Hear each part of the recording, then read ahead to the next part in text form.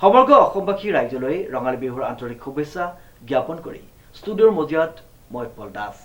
চাহক আজিৰ বাতৰি বিশ্ব ঐতিহ্য ক্ষেত্ৰ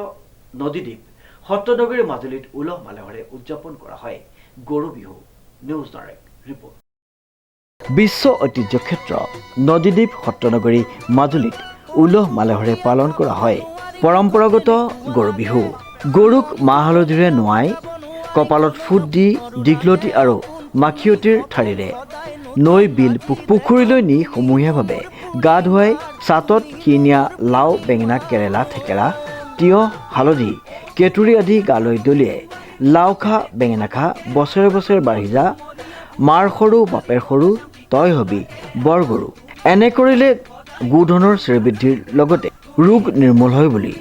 বিশ্বাস কৰা হয় মাজুলীৰ সকলো প্ৰান্ততে গৰু বিহু উদযাপন কৰা পৰিলক্ষিত হয় বহাগৰ প্ৰথম দিন গৰু বিহু গতিকে সেই উপলক্ষে আমাৰ দক্ষিণপাট কৈৱত্ৰ গাঁৱৰ সমূহ ৰাইজ একত্ৰিত হৈ নদীত আমাৰ গৰু গা ধুওৱা হৈছে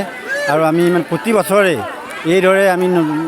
সমূহ ৰাইজ একত্ৰিত হৈ আমাৰ এই নৈখনতে গা ধুওৱা হয় আৰু আগৰ পৰা আমি এই উৎসৱটি পালন কৰি আহিছোঁ ই অসমীয়া এটা জাতীয় উৎসৱ গতিকে অসমীয়া উৎসৱৰ লগত ৰাখি পেলাই সংগতি ৰাখি আমাৰ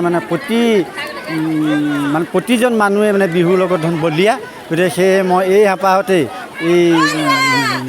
বহাগ বিহু প্ৰাকখনত এটি বিহু আপোনাৰ গীতেৰে আমি সামৰণি মাৰিম অতি কৈছে নেহৰ মুগাৰে মৌৰা ঐ তাতোত কৈছে নেহৰ মাকুৰ তাতোত কৈছে নেহৰ বহাগৰ বিহু ঐ নেপাতি কেনে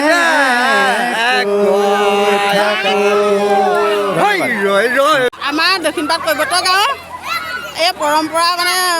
ৰক্ষা প্ৰত্যেক বছৰে আমাৰ সদৌ ৰাইজ মিলি একত্ৰিত হৈ এনেকৈ নদীত আহি সকলোৱে গৰু গা ধোৱা হয় আৰু পৰম্পৰা ৰক্ষা কৰা হয় আৰু প্ৰত্যেক বছৰে আমাৰ গোটেই বিহু হুঁচৰি মাৰে ল'ৰা বুঢ়া ডেকা সকলো মিলি আমাৰ বিহু পৰম্পৰা ৰক্ষা কৰে ৰঙালী বিহু বহুত বহুত শুভেচ্ছা থাকিলে যোজনা ফাঁকি গাইছোঁ ভুল হ'লে ক্ষমা কৰিব আৰু অতি কৈছে নেহৰ মুগাৰে মহুৱা ঐ তাতোত কৈছে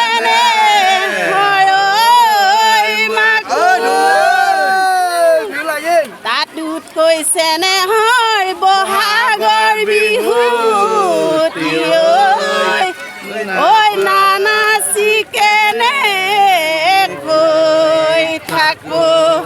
মাজুলীৰ পৰা দেৱজিৎ বৰাৰ ৰিপৰ্ট নিউজ নাও।